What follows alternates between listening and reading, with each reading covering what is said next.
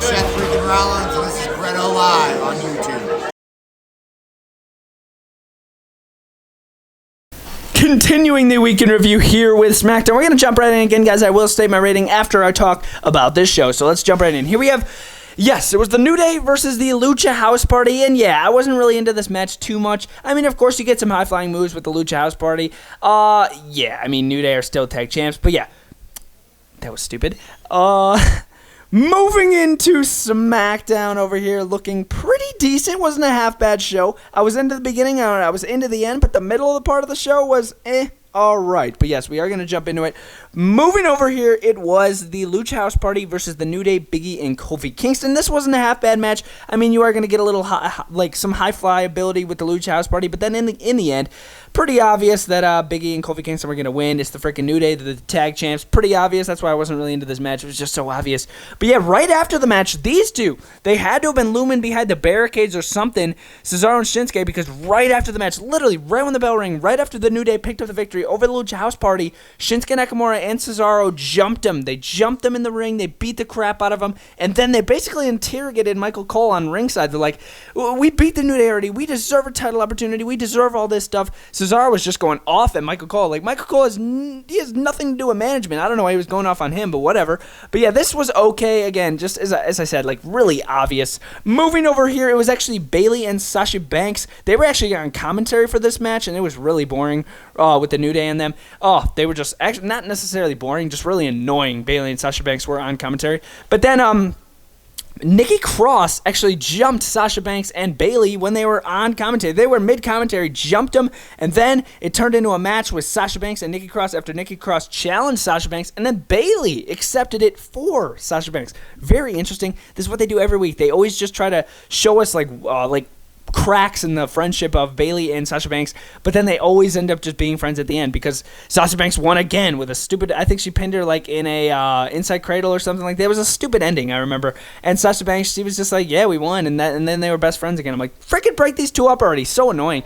Alexa Bliss was also on ringside, and yeah, I don't know. Turn Alexa Bliss heel again, dude. Obviously. I mean, honestly. But yeah, moving over here, Mojo Rawley, Shorty G. This match was kind of out of place, not going to lie. I wasn't really into it, but in the end, Shorty G did pick up the victory, and the commentators called it an upset. They're like, an upset here? Are you kidding me? An upset? Mojo Rawley sucks. Obviously, it's going to be Shorty G, but yeah, it was all right. I mean, it wasn't the best. Not going to lie. Moving over here, a special guest on Miz TV, Mandy Rose right here. Not too bad. I honestly think they could have did this way better than they did. But then Mandy Rose just started walking away after Miz and Morrison started making fun of her. And then they're like, wait, we have a surprise. And then Sonya Deville come out. So this was all planned, like everything is in WWE. But yeah, this was all planned by Miz and Morrison. And then Sonya Deville got into a brawl with words. And then they got into a brawl in real fighting. And then Miz and Morrison were just watching. They were just laughing. And then Sonya Deville ended up escaping Mandy Rose's grasps. And then The Miz stood in front of Mandy Rose since she couldn't get to Sonya Deville, and then Mandy just had enough. She just slapped Miz right across the face. And as I said, they honestly could have done this way better. I don't know how they could have done it better. It was just, I don't know. I was looking forward to it, too. They hyped it up ever since last week. I'm like, oh, Mandy on Miz TV. That's going to be pretty good. But yeah, I didn't really like the way they did it. I don't know why.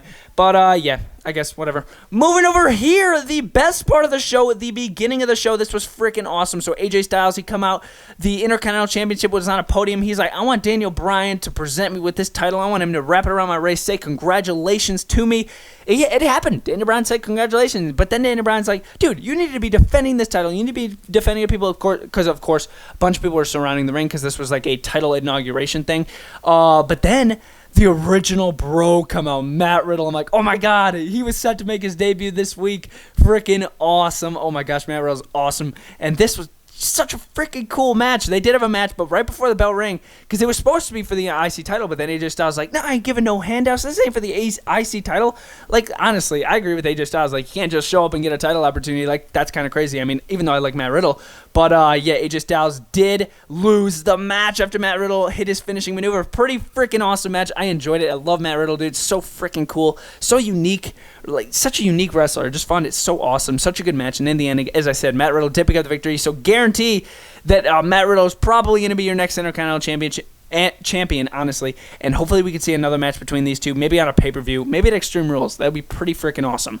Moving over here, the end of the show right here. Basically, I was waiting for this the entire show. The Firefly Funhouse, the return of the Firefly Funhouse. And yeah, they're continuing Braun and Bray Wyatt in this rivalry. I enjoy it. Thought it was pretty good. Bray Wyatt started doing his normal thing. Like, yeah, I've been, I forgot what he said. I think he said he learned how to knit and all this stuff ever since he lost to Braun Strowman. And then Rambling Rabbit called him out. And then he's like, dude, you've just been whining about your loss against Braun Strowman at Money in the Bank. And then Wyatt's like, oh my gosh, I'm so mad. But then Braun Strowman come out. And then he just started calling out Bray Wyatt. He's like, dude, this rivalry is done between us. You already got your opportunity, all this crap. And then Bray Wyatt's like, maybe you forgot. And then he literally, like, he puts on all of his classic Bray Wyatt family crap on. He puts his entire attire on from the Wyatt family back in the day, dude. Freaking awesome. I mean, not too long ago, but still a decent amount of time ago. And then, yeah, he kind of freaked Braun Strowman out, but I thought it was freaking awesome.